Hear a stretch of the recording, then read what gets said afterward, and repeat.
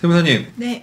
올해는 세무조사가 굉장히 빨리 시작을 했습니다. 네, 여러 가지 이유들이 있습니다. 뭐 세수, 누수라든지, 그쵸. 부족이라든지, 네. 여러 가지 이유들이 있어서 1월 달부터 지금 뭐 본격적으로 세무조사부터 지금 여러 가지 것들이 지금 시작을 하고 있는데, 네. 지금 저희한테도 문의가 많이 옵니다만, 서울지방국세청, 네. 그 다음에 지방국세청들, 네. 그 다음에 일반 세무서, 이런 쪽에서 이제는 문의들이 많이 오는데, 네. 차이가 뭐가 있을까요? 지방국세청하고 네. 일반 세무서하고요.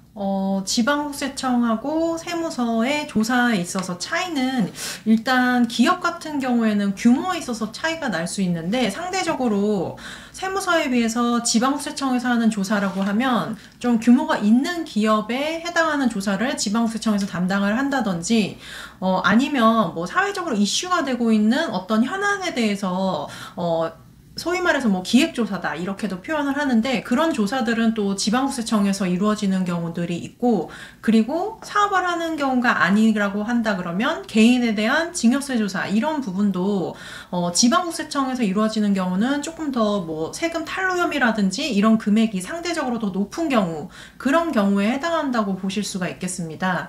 그러다 보니 상대적으로 일반 세무서에서 하는 조사는 좀 상대적으로 규모가 작은 조사 이렇게 좀 비교를 해서 보실 수가 있습니다. 항상 어떤 이슈가 있을 때 그 관련해서 그때 시점에 관련 자료를 보관해 두시는 게 물론 제일 중요하겠지만 설령 그렇지 못한 상황에서 몇 년이 지난 상황에서 그 전에 연도 거에 대해서 세무조사를 받게 되는 상황이 된다고 했을 때는 더더욱 그 부분 기억하지 못하는 상황이 생기실 수 있기 때문에 무엇보다도 이제 전문 세무사나 이런 도움을 받는 게 중요하신데 또 여기서 중요한 부분이 물론 이제 세법에서 정하는 법에 허용되는 범위에서 적절히 신고가 들어갔느냐 그런 부분도 중요하겠지만 이 법에 명시된 것뿐만이 아니라 법을 해석하는 예를 들면 뭐 판례라든지 유권 해석이라든지 그런 부분이 있지 않습니까? 그래서 그 부분에 있어서 내가 신고한 부분이 적정하게 판단받을 수 있느냐가 또 중요하기 때문에 이런 부분에 있어서는 세무 조사를 받을 때 대응이